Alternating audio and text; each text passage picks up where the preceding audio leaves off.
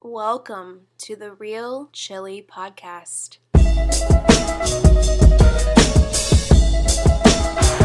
the Golden Eagles of Marquette University in Milwaukee are bound for the Final Four for only the third time ever. 5 seconds left. Marquette down by one, trying to avoid the upset. Blue the drive, the left hand. It's good. 1 second to play. Vander Blue has put Marquette in front by one. And I want to win every day as basketball players, as students, and I want to win every day, most importantly, as people.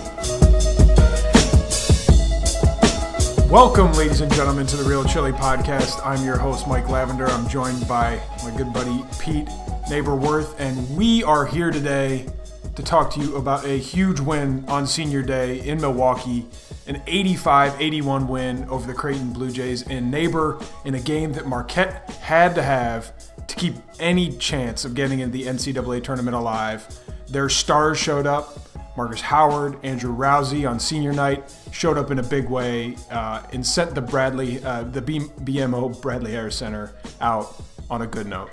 Mike, I have 3 little words for you that are going to get you more excited right now than you already are. I'm ready. And I'm ready. They're not I love you. They're 3-point party, baby. It was a 3-point party at the BC in the last BC game in history, and Andrew Rowsey, Markus Howard, and Sam Hauser put one of those nice big red bows that you see in the car commercials on the BMO Harris Bradley Center today. They did. Marquette shot 56% from the three-point line. Andrew Rowsey finished with 26 points. Markus Howard finished with 25 points, and Sam Hauser with 18. This was a game that was close throughout the first half, and really at the start of the second half, Marquette was down by 8 or 9 points, and it was kind of the point in the game where you're looking at the team and you're saying, they could either go one of two ways. They could either, really start to sink, or they could turn it around quick. And at about 16 minutes left in the second half, Markus Howard somehow pulled this team out of a nosedive and just went unconscious for about 4 to 5 minutes, put up a few threes, and really pulled this team back from the brink of what could have been the end of their season. Absolutely. And he's the one that got the ball rolling. Yeah. Because Markus it was kind of cool in the second half. Markus kind of had that 15 to 10 minute stretch in the second half. Rousey dominated the 10 to 5. Yeah. And then Hauser kind of closed out the last 5 minutes. So that was like really cool to see those 3 just kind of passing the proverbial rock to each other to close out that huge win. And you're right. I mean, Howard got that ball rolling right off the bat, kind of a little bit in the second half, which was awesome to see. But it was also just a tad disappointing in that first half to see us not come out with great intensity in a game that we needed to win, and in the last game of the Bradley Center. But once we started ramping up that defensive pressure in the second half, I think that was the key that allowed Howard to kind of start that chain of events, because you could just tell the crowd got into it. There was just a visible notice of us trying harder on defense. That's right. Yeah. Starting around the 15-minute point of the second half, and that's what got us to victory and keeps our NCAA tournament hopes alive. So you touched on it there, and I mentioned at the top that there were all 3 contributors kind of securing this win for Marquette down the stretch. This game, I guess in the first half, we should start with that. It kind of moved in an interesting way. In the first 5 to 10 minutes of this game, I feel like we saw almost everything. It was a really fast-paced game to start. There were a lot of transition buckets. We're recording this almost immediately after the game, so the full box score isn't up from Marquette. I would imagine we ended up being significantly outscored in transition points by Creighton. It was 22-9 at some point in the second half when they put up a stat. Yeah, I didn't see that. I only saw when it was 17-2, and I kind of stopped paying attention. So early on, it was a fast-paced game in the first half. You had Marquette playing both man and zone defense. You had Marquette switching on screens up top. You had Marquette not switching on screens up top. They were doing a lot of different things, and it felt like kind of throughout the game, Wojo and the coaching staff were shifting things around so much to just trying to find something that worked. And I'll be honest, we just kind of mentioned the second half and Howard and Rowsey and Hauser. I don't know if the coaching staff ever necessarily found something that was working X's and O wise. I think there were a couple nice things they did in moments. But to me, it really just felt like we hit shots, and that's what it came down to. And that's, in a microcosm, that's Marquette this year. Right, exactly. Couldn't have said it better myself, Mike. And that's the reason why the transition points weren't there for Creighton in the second half. And now our transition defense was fucking terrible. Woof. Oh, my God. Andrew Rowsey laying out the red carpet for... Do you remember that? Just like for Ballack or Hegner or whichever 6'10" white guy with a beard Creighton rolls out there. So bad. And that was partially a product of us missing shots, but it was also a product of us forcing shots. And especially like when we would make one and come back and Rowsey, as he does and as he's done all year. Yeah. Sorry. He'll make a awesome shot and then he'll come down and force a terrible one or play terrible defense and give up layups. And it's just, he was guarding Marcus Foster also for most of the game, and a clear reason why Marcus Foster had 29 points today. But not to disparage the guy on his senior day, because he was obviously a huge factor in getting us the win. But that transition defense was so bad, and then in the second half we started ramping up our own defense, and that just shows you how much positive things ramping up defensive pressure can lead to. Right. Yeah. When this, we've said it on previous pods, when this team, they have physical limitations, right? And that's not going to change. But when they do play with an attitude that I think Wojo would like them to play with more, they can at least compete. And it's crazy looking at the box score, and it actually makes perfect sense. You mentioned Marcus Foster, who finished with 29 points, Kyrie Thomas, Creighton's other stud, who is almost a first-round NBA draft lock, finished with 24 points. And they're going up against Marcus and Andrew Rowsey, who, they have at least 4 to 5 inches over. It's not as if Marcus and Rowsey did a particularly impressive job on the defensive end, at least individually, but they were able to offset that from the offensive end. And I think that's where the balance of this game really hung. But I do agree with your point. The intensity with which Marquette played with it, particularly in the second half, was a great thing to see. We've seen it before this season, but we haven't seen it consistently. Well, getting back to Thomas, Mike. Yeah. He's so good. Good. He was really, really good. But remember, he scored 19 points in the first half. He scored 5 in the second. And the announcers were kind of talking about it all second half, is that they got tired chasing Rowsey and Howard. And I think that was very astute on their part. And yeah, he was great defensively too throughout the game, but he definitely wore out. And then the other thing is that we let Foster and Thomas try to beat us, and we didn't let any of the other guys go off. Ballack had 8, but he was only 3 for 12 from the field. Epperson had a couple dunks. Alexander had 6 points.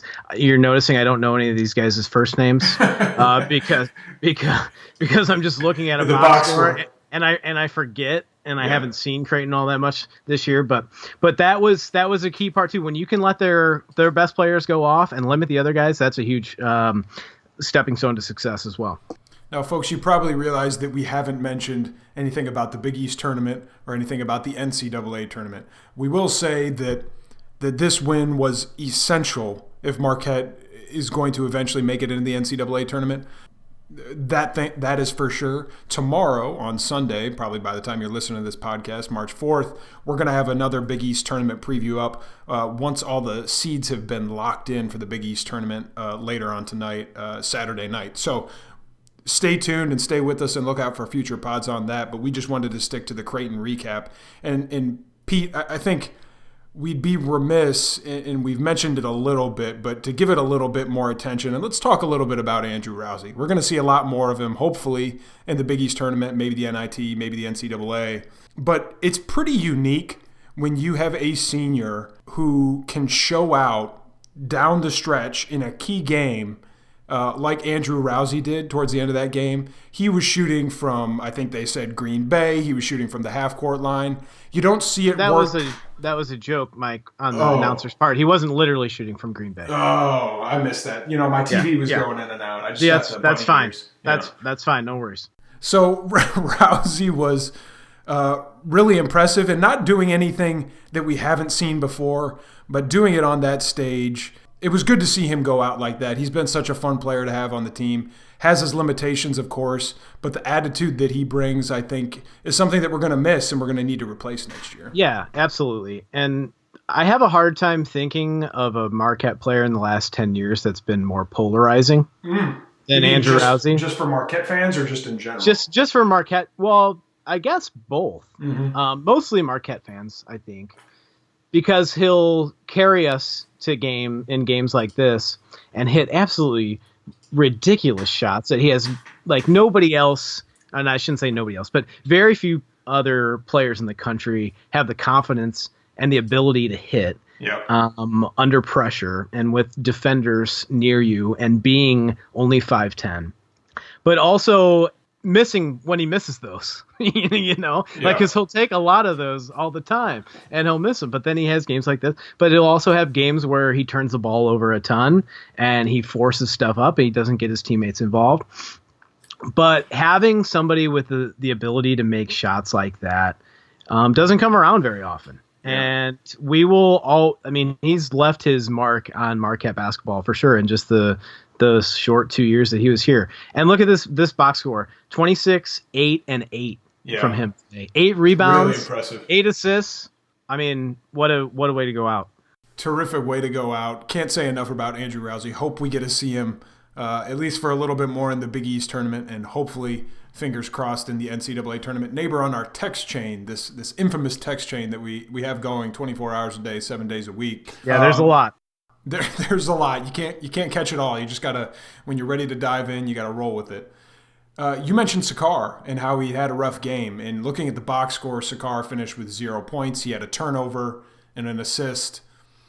0 for 4 from the field. A tough game for Sakar. Obviously, maybe this is a game where the coaching staff said, "Hey, Sakar, that's how they start all conversations." Yeah. Hey, Sakar. Yeah. They said, "Hey, Sakar, old buddy, old pal. You need to sit this one out, old chum." I mean, this is a game where, the offensive weapons that Creighton can throw at you, it's not necessarily unique in the Big East Conference, but when you have Foster and Thomas, maybe this is a game where they ask Sakar to focus a little bit more on defense, because you didn't see him looking for those offensive slashing opportunities as much as we have over the past 3 or 4 games. Yeah, you didn't, but you did a little bit in the first half, and he missed everything. Mm-hmm.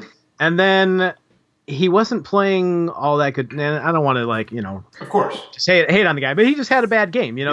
His defense wasn't there, and in the clutch moments in the second half, Jamal Cain was out there. Yeah. Jamal Cain was out there and provided some huge minutes. Obviously, we remember that block. Oh my God! I think it was Mintz's drive basket. That's right. He had 4 rebounds. He had a huge 3 right when the momentum was kind of shifting there from the corner on a nice pass from Howard. So big minutes from Cain, and kind of just shifting. So from talking about Sakar, just an off game for him. Matt Helt played a great game too. I don't think we should not mention him. Matt Helt got his first double team ever. Marquette threw the ball to him in the post, and Creighton double teamed him. So that's a big night for him too. Yeah, but just a quick note. I mean, we've talked a lot about Wojo and the frustrations we've had with his coaching abilities. The main thing that I think about in terms of a coach is how does he develop players over the course of 4 years? Mm. Yeah, that's just me personally. And, you can go dive into X's and O's and tacticians and who's who of the best people involved in that. But when I'm looking at this freshman class that we have this year, Jamal Cain has improved. Yep. Theo John has improved. And Greg Elliott has improved, I believe. Yeah. And I think that is huge for the future of the program. I think that's right. And I think you can look at it more than just this year, but I do agree that Theo, John, all those guys have improved. But I think you look back last year, I think we would all say Creighton Reinhardt was better at the end of the year than he was at the beginning of the year. I think you could say Markus Howard, maybe his shooting volume has gone up and that's caused his percentages to drop a little bit. But I think you could make an argument that he's improved. Sam Hauser has improved. So I agree. We're going to call this coaching staff out for when we see issues with their management, whether it's on the court or off the court. But one thing that's really hard to argue with is that they do have a pretty good overall trend of growing and teaching and improving players. And that is a key component of the college game. Yeah, and the key component of building upon success. Yeah. And you see it. I mean, next year, Mike, Creighton loses Foster, possibly Thomas to the NBA. Yep. Villanova possibly loses Brunson and Bridges to the NBA along with Booth and Pascal. Yep. Xavier loses Blewett, Makura, O'Mara, somebody else, I think, too. Providence has a few seniors. I mean, next year, Butler loses Martin. Yeah, and so next year, the Big East is going to be there for the taking, I think. Yeah. And if we continue to see this, I'm not going to make any claims that I think Marquette's going to. Please make a wild claim. I'm not going to make a freaking claim that Marquette's going to win the Big East next year. I'm not that stupid. But I do think they have a shot at it. Mm-hmm. And the development I've seen from their younger players has basically led me to believe that. Mm-hmm. Yeah, absolutely. So one more note on the negative side, and this has been an interesting trend that we've talked about, kind of increasingly so. Harry Froling only finished this game with 2 minutes. This has kind of been a growing trend over the past couple of weeks. Harry Froling had a couple of decent showings. Have you seen anything in particular from Froling that you think warrants this decrease in minutes? I think there's been conversation around, is he willing to stick his nose in there and really, fight on the court and not, fight for boards and kind of do what the coaching staff is asking him? If you look strictly at the minutes, he's not doing what the coaching staff wants him to do. So that's kind of an interesting trend, I think, to keep an eye out on for next year. Yeah, I mean, it's kind of hard to analyze his game when he doesn't get in the game, Agreed. So, but I think it was more of a lack of confidence that he was showing, and if he made one mistake, then he would kind of sulk a little bit. Maybe not sulk, but just kind of lose concentration and not have that mindset in which experienced players do. To hey, you make a mistake, you get over it quickly, and you make a good play the next possession. Yeah. And I don't think he has that right now. So I know I said we weren't going to talk much about the NCAA tournament chances because we're going to have a podcast up tomorrow on Sunday, but I do think it warrants some discussion, obviously, because that's the point of the season we're in. And for those that aren't aware, the NCAA committee has moved to a consideration using Quadrant 1 and Quadrant 2 wins. Ken Palm has been doing this for a while, looking at kind of wins that are slightly more elevated in their importance. And according to Twitter, we have Marquette has 5 Quadrant 1 wins, which we believe is slightly above that of most other bubble teams. Of course, we have nothing to quantify this. But, Neighbor, we were talking a little bit before we started recording about Marquette's NCAA tournament chances, and we don't know our seeding in the Big East tournament yet, but we know we'll probably be a 6 or a 7 seed, either playing DePaul, maybe Providence.